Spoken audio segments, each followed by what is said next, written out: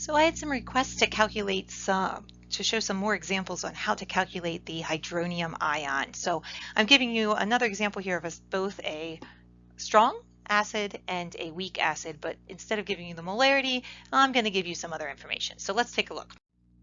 Okay, first of all, calculate the hydronium ions if I have 1.0 moles. Now notice that's moles, not molarity, of sulfuric acid if that is placed in 4 liters of water. So when we're doing this, we need to have the molarity. That's what those brackets mean.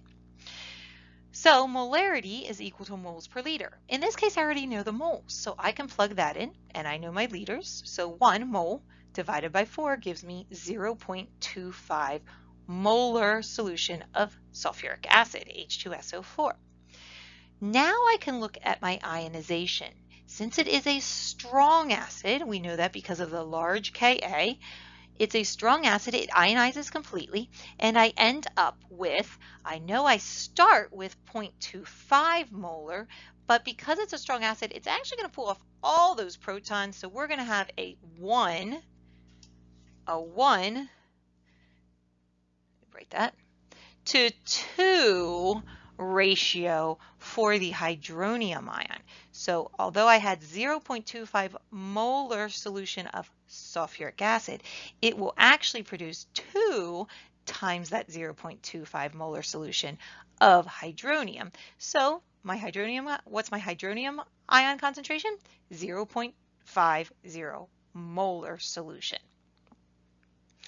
If it only had one hydrogen to leave, one proton that leaves, then you would have a 1-to-1 ratio, and it would be the exact same concentration as the acid.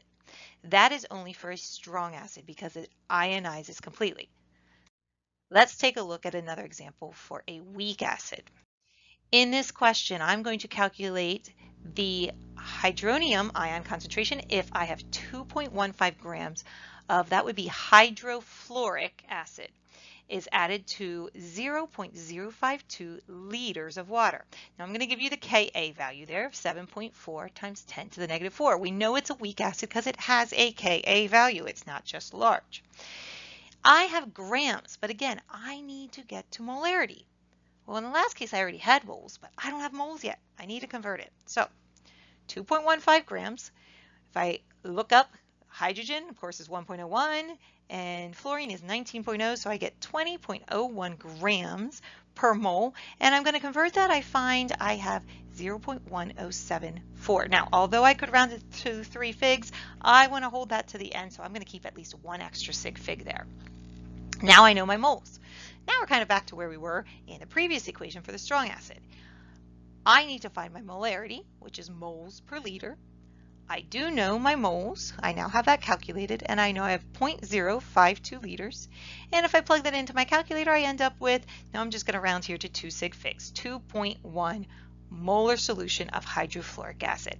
Now I'm ready to go and solve for my hydronium ion concentration. I know that Ka, well, first of all, got to write that ionization equation. So I have put it in water, and you'll see it's at equilibrium there. And if I write my Ka value, well, my Ka is going to be my hydronium times my fluoride ion, all over hydrofluoric acid there, the concentration. So if I substitute that in, I know my Ka value. My Ka value is 7.4 times 10 to the minus 4. And remember that for every 1 hydrofluoric acid molecule that separates, I'm going to have, for every one of these, I'm going to have 1 hydronium ion and 1 fluoride ion. So I'm going to say if I have X hydronium ions, I would also have X fluoride. And because that's so small, it's about 1% that's going to be your ions compared to 99% that's still going to be your hydrofluoric acid. I'm just going to forget about that X that took away and say the concentration is really still going to be very close to 2.1 molar for my hydrofluoric acid. So now I can plug these values in. I know that it would be X times X all over 2.1. And that is going to be equal to 7.4 times 10 to the minus 4. A little out of order there, but I think you get the idea. So now I'm going to do my math. 7.4 times 10 to the 4th. I'm going to multiply by that by 2.1, and I end up with 0.001554 will be equal to x squared. That square root shouldn't have come up yet, sorry about that. But I am going to have to take the square root of both of those now.